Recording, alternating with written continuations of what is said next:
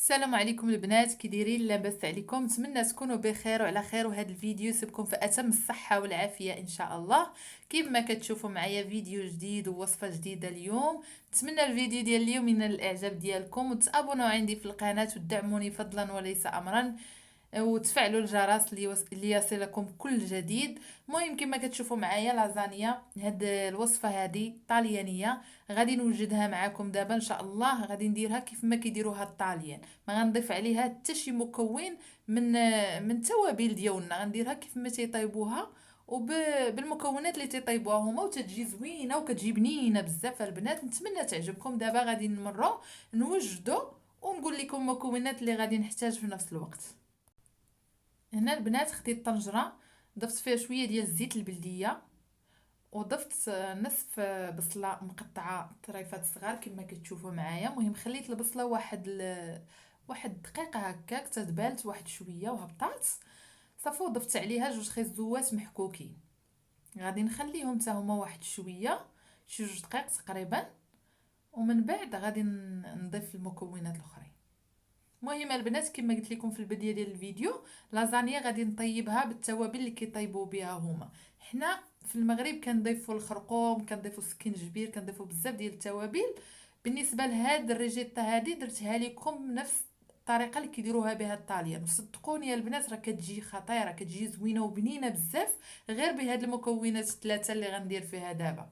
المهم كما كتشوفوا معايا خليت البصله وخيزو حتى دبالو وهبطوا مزيان. دابا غادي نزيد حوالي شي نص كيلو ولا نص كيلو شي حاجه ديال الكفته. كما كتشوفوا معايا ها هي كنت انا دايرها في الفريغو.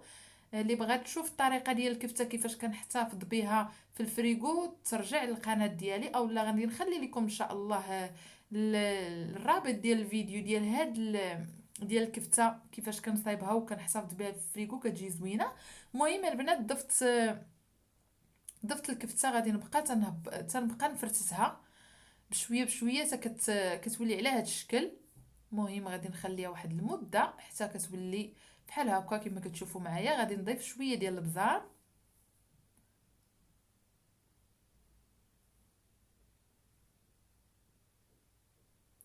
غنضيف شويه ديال الملح. المهم الملح دائما كتبقى على حسب الذوق.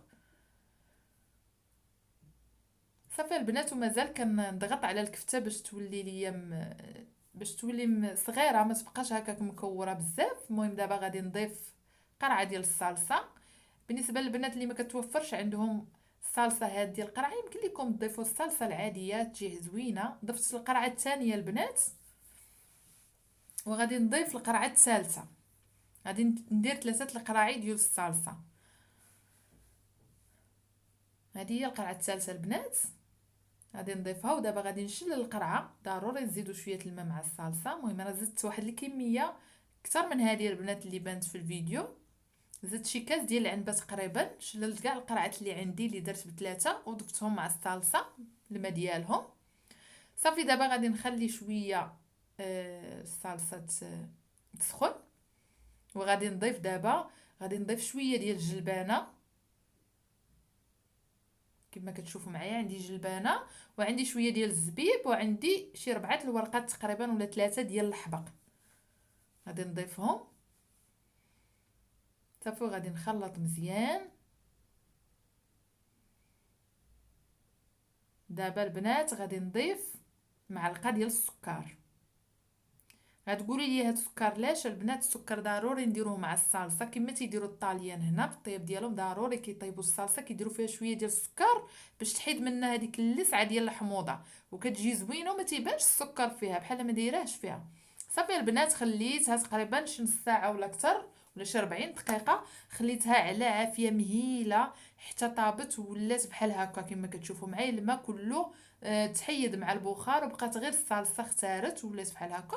دابا غادي ناخذ واحد الصفاي كما كتشوفوا معايا، غادي نحيد هذيك الكفته كامله، غادي نصفيها باش غندير بها طبقات في اللازانيا. خصني ضروري نصفيها من الصلصه، تبقى عندي الصلصه بوحدها والكفته ونحيدها بوحدها هي وجلبانه. مهم كما كتشوفوا معايا غادي نصفي كلشي بحال هكا، وغادي نرجع معاكم.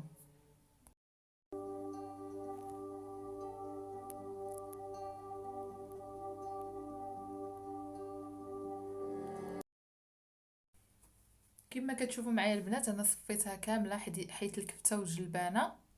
المهم بقى شي حاجه ولكن ماشي بزاف. خليت الصلصه بوحدها والكفته بوحدها. صافي دابا غادي نبدا نعمر اللازانيا ديالي ان شاء الله. كما كتشوفوا معايا خديت هاد الطاوه هادي. طاوه البنات او المول راه هو العبار ديالو 32 على 22 راه كبير شويه. وهذه هي لازانيا اللي غنخدم بها او الورقه ديال لازانيا.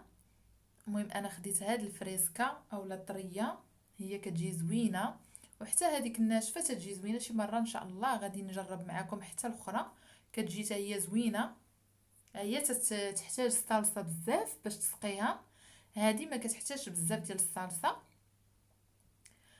بالنسبه للبنات اللي في المغرب كما قلت لكم في البدايه ديال الفيديو، الا ما عندكمش الصلصه هذه ديال القرعه يمكن لكم تصايبوا الصلصه بالمطيشه الفريسكا او بالمطيشه طريه. غير تسلقوها نص سلقه بحال الصلصه العاديه اللي كنديروا في البيتزا ولا هذا، وطحنوها صافي وهي تستعملوها ديروا القياس اللي غادي يكفاكم. هنا البنات خديت الطاوه درت فيها شويه، فرشت فيها شويه ديال الصلصه. صافي دابا غندير واحد الطبقه ديال الورقه كما كتشوفوا معايا، غادي نفرشها في المول كامل. غادي نحاول نقاد مزيان ونطلع هذوك الجنيبات كما شفتوا معايا.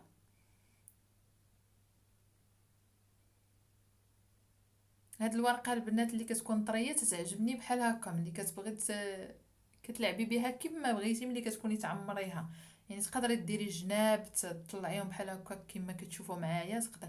اما بالنسبه لليابسه ما تقدريش غير تتفرشي شي طبقات بحال ما هكا وتتعمري.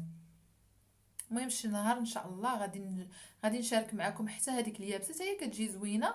هي هذه عمليه كتجي احسن منها الصراحه. صافي غادي نستمر بحال هكا حتى غادي نفرش لتحت ديال الطاوه كامل كما كتشوفوا معايا. بقى لي واحد الطريف في الوسط، راني قطعت ورقه على زوج ودرت النص ديالها الوسط هكا باش تجيني الطبقه التحتانيه شويه غليظه. صافي دابا غادي نسقيها مزيان بالصلصه بحال هكا. درت هاد الطبقه ديال الصلصه غنقادها مزيان. دابا غندير طبقه ديال الكفته.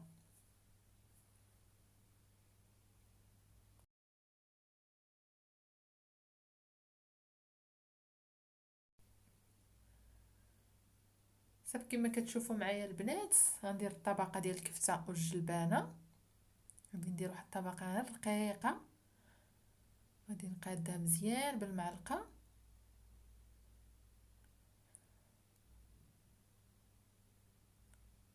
دابا غادي ندير طبقه واحده اخرى ديال الورقه،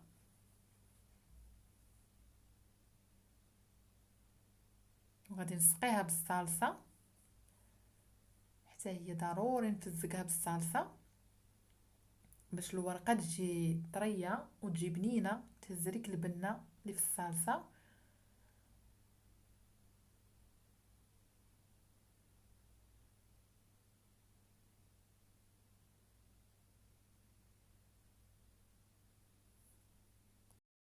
دابا البنات غادي نضيف شويه ديال الفرماج محكوك، مهم بارميجانو انايا ضفت هنا.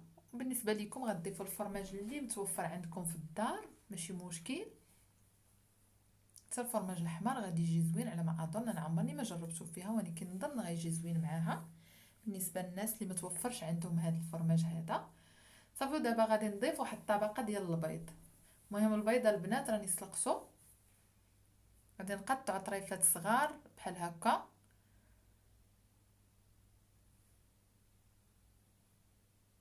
غادي ندير واحد الطبقه ديال البيض.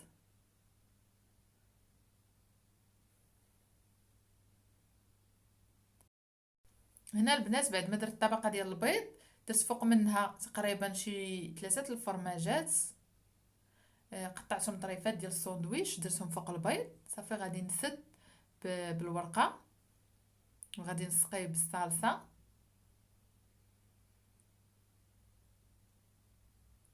صافي هنا سقيت مزيان الورقه بالصلصه. غندير واحد الطبقه ديال الكفته والجلبانه.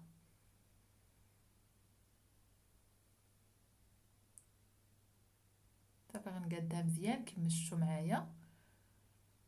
غادي ندير فوق منها الفرماج، وغادي ندير طبقه واحده اخرى. حتى هي ضروري نسقي بالصلصه البنات، نسقي الورقه باش تجي زوينه كما قلت لكم، وتجي طريه وتكون تجي زوينه بزاف. كتشرب هذيك البنه ديال الصلصه.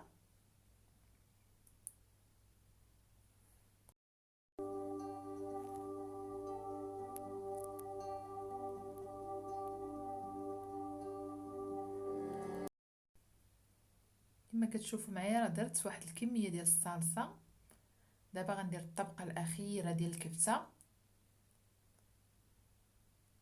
صافي عندي غير واحد شويه، هو غادي نحاول نديرو في الطاوه كامله كما كتشوفوا معايا.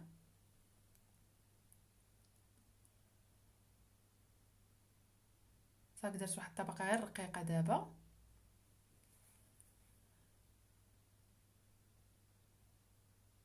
صافي دابا غادي نغطي،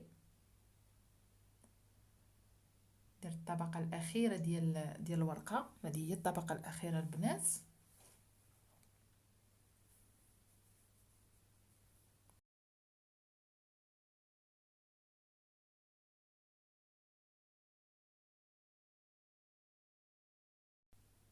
صافي البنات دابا غنسقيها بالصلصه مزيان. هذا هو الوجه ديالها، غادي نسقيه بالصلصه مزيان.